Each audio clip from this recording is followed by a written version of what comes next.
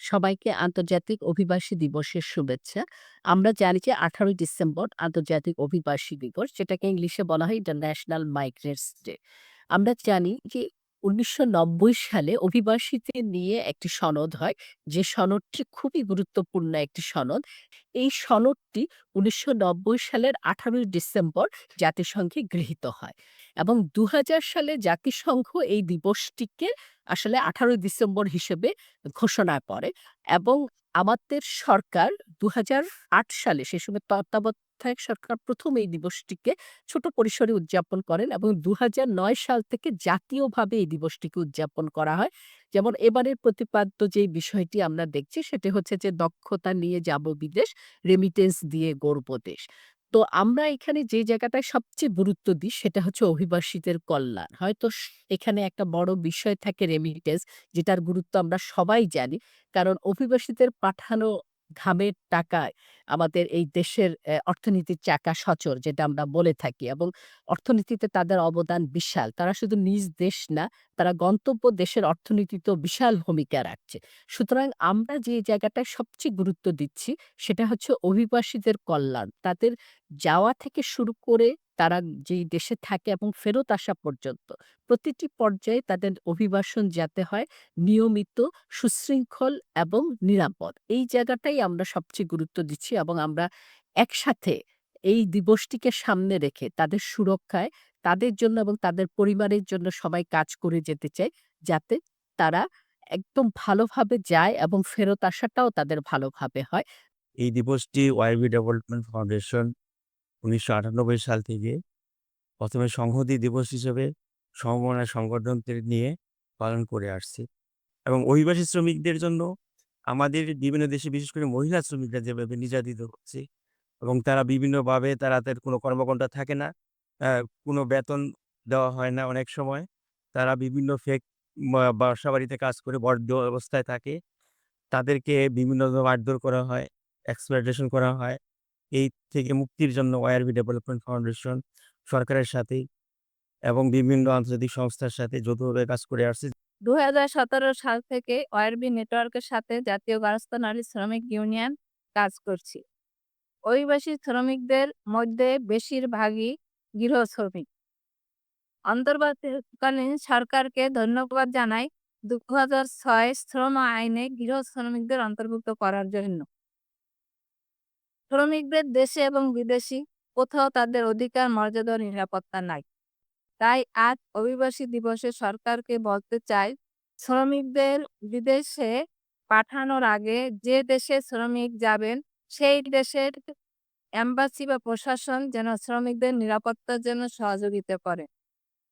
এই ২৫ বছর পূর্তি একদিকে আমাদের জন্য যেমন অনেক আনন্দের বিষয়, তেমনি পাশাপাশি যে বিষয়টি রয়ে গেছে এখন পর্যন্ত অধিকার আদায়ের কথা যদি আমরা বলি, সংগ্রামের কথা যদি বলি, অভিবাসী শ্রমিকদের কথা যদি বলি, তারা কিন্তু তাদের সবটুকু অধিকার নিশ্চয়ই এবং নিশ্চিত করে ফিরে পায়নি। আমরা মাইগ্রেন্টস এর অধিকার বা অভিবাসীর অধিকারের কথা যখনই বলি, তখনই আমরা দেখতে পাই যে তাদের মধ্যে এখন পর্যন্ত বৈষম্য এবং তাদেরকে বিভিন্ন ধরনের হ্যারাসমেন্ট এর সামনে কিন্তু পড়তে হচ্ছে। তারা দেশে বিদেশে ফিরে আসার পর সব জায়গায় এই ঘটনাগুলো ঘটছে। তো সেই জায়গাটায় আমাদের এখন পর্যন্ত অনেক কাজ করার আছে।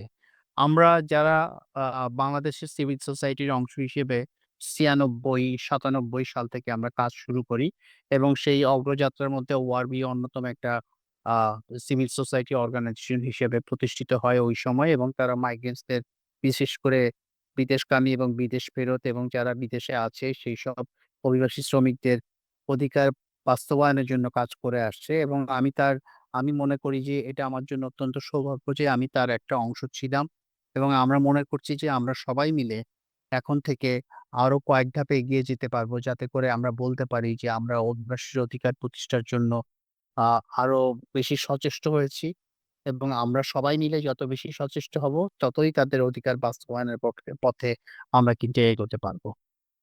এটা একটা এই গতিবিধিটা কিন্তু সত্যি অনুকরণীয়, যে কিভাবে সিএসও এবং এনজিও মিলে অভিবাসীর কল্যাণে কথা বলেছে এবং আন্তর্জাতিকভাবে এটাকে স্বীকৃতি প্রদান ওরা ২০১১ তে 1990 কনভেনশনকে আম আ আ রাটিফাই করার মাধ্যমে কিন্তু এটা আরো জোরালোভাবে আগায় যে অভিবাসীর জন্য সামগ্রিকভাবে কাজ করার প্রয়োজন রয়েছে। আমরা যতদিন গেছে আমরা দেখেছি রেমিটেন্স এর পরিমাণ বেড়েছে। আমরা যতদিন গেছে আমরা দেখেছি যে প্রাতিষ্ঠানিকভাবে দায়িত্ব অনেক বেড়েছে। ২-৩ টা এনজিও বা সিএসও থেকে এটা এখন কিন্তু অনেক সংখ্যা বেড়েছে। তারপরও আমরা একটা জিনিস যেটা দেখছি যে অভিবাসীর এখনো তার সম্মানের জায়গায় এখনো পুরোপুরি পায় না। মর্যাদার জায়গায় এখনো আমরা বুঝি যে অভিবাসীর মর্যাদাটা পায় না প্রপারলি। এখনো তার কাজ নিয়ে যে কাজ পায় না। এখনো তার পুরো যাত্রাটা এখনো তার জন্য আ ঠিক সুরক্ষিত না। এখানে নানান রকম অনিরাপদ আ অব পথগুলোর মধ্যে আ অভিবাসীরা বিদেশে চলে যাচ্ছে এবং নানা রকম নিগৃহের শিকার হয়ে দেশে ফিরছে। আজকের এই অভিবাসী দিবসে এটা আমাদের বড় একটা চাওয়া হতে পারে যে দেশের বাইরেও আমাদের কর্মীরা যেন মর্যাদা নিয়ে চলতে পারে। অন্যান্য আ দেশের তুলনায় আমাদের কর্মীরা জানি তারা বেতন কম পায়। তাদের অদক্ষতার আ জায়গা রয়েছে। কিন্তু সেগুলোকে আমরা ওভারকাম করে তাদের জন্য একটা অত্যন্ত ভালো আ কর্মসংস্থানের ব্যবস্থা রাখা এবং সেই জায়গাটাকে তার যেটা প্রাপ্য সেটা নিশ্চিত করা।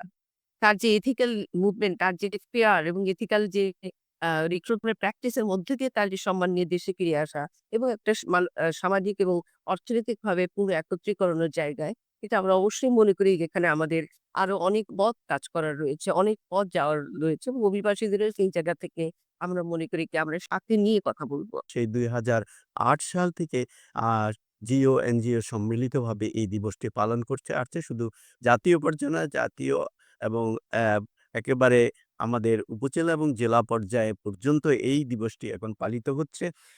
যদিও দিবসটি পালিত হচ্ছে এবং দিবসের স্বীকৃতি আছে, তারপরও আমাদের একটা জায়গায় আমাদের এখনো আমরা বলছি যে দিবস পালনের পরও যেটা অভিবাসীর অধিকার বিষয় আমরা যদি বলি, এখনো সেটি পুরোপুরিভাবে আ প্রতিষ্ঠিত হয়নি। সেই জায়গা থেকে আমরা যদি বলি আমাদের রেমিটেন্স যোদ্ধাদের জন্য সম্মান প্রদর্শনের জন্য যে রেমিটেন্সের কারণে আমরা COVID-19 এ আমরা এত বড় ধাক্কা থেকে আ অর্থনৈতিক ধাক্কা থেকে মুক্তি পেয়েছি বা আমরা ভালোই আছি।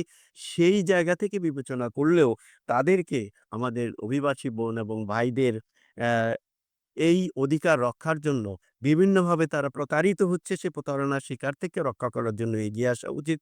তারা বিশেষ করে নারী অভিবাসী কর্মক্ষেত্রে যৌন হয়রানি এবং যৌন হয়রানি থেকে শুরু করে সামাজিক ও মানসিক, শারীরিক বিভিন্ন হয়রানির শিকার, বেতন না পাওয়া, আধুনিক দাসত্ব, কম মজুরি, মজুরি চুরি হওয়া সহ নানান ধরনের হয়রানির শিকার হচ্ছে। আমাদের প্রবাসী বা অভিবাসী ভাই-বোনরা কি পৃথিবীর বিভিন্ন প্রান্তে যারা কাজ করছেন, তারা কি নিরাপদ? তারা কি তাদের প্রাপ্য সম্মান ও মর্যাদা পাচ্ছে? তারা কি সুরক্ষা পাচ্ছে? বিদেশে যাবার আগে সিদ্ধান্ত গ্রহণ থেকে শুরু করে যাবার পরে তারা কি অনেকেই নিরাপদ না। অনেকে সম্মান পাচ্ছে না। আজকে আন্তর্জাতিক বিমানবন্দরে অনেকেই হয়রানির শিকার হচ্ছে।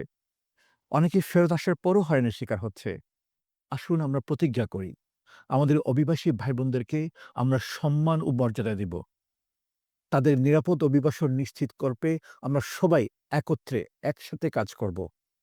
পৃথিবীর যেখানেই থাকুক না কেন তাদের ন্যায্য পাওনা, সম্মান ও মর্যাদা আমরা নিশ্চিত করব। যারা তাদেরকে সেবা দেওয়ার জন্য বিশেষ করে সরকারি কর্মকর্তারা আছেন, তারা তাদেরকে প্রাপ্য মর্যাদা দিবেন।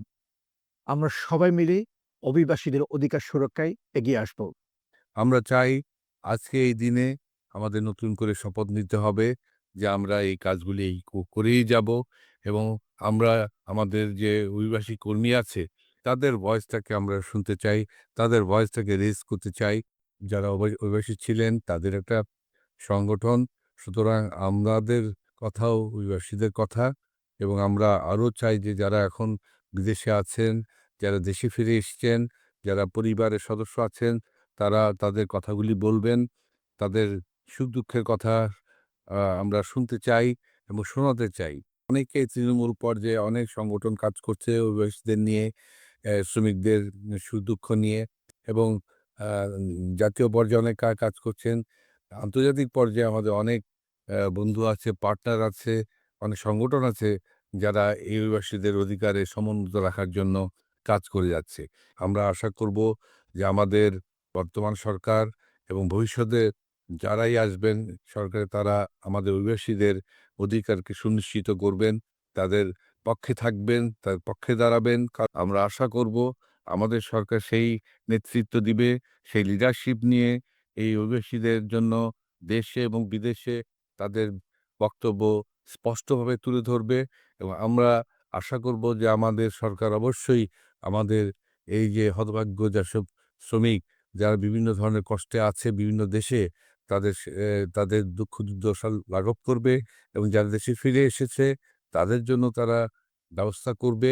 সবাইকে আহ্বান করব, বিশেষ করে আমাদের যেসব অভিবাসী কর্মী এই ভিডিওটি দেখছেন বা শুনছেন তাদেরকে বলব যে আপনারা যে যেখানে আছেন সেখানে এই আপনাদের ভয়েসগুলি তুলে ধরবেন এবং সবাই সংগঠিত হবেন। আপনাদের কথা আপনাদেরকে বলতে হবে। আপনাদের চাহিদা যেটা সেটা আপনাদের চাইতে হবে।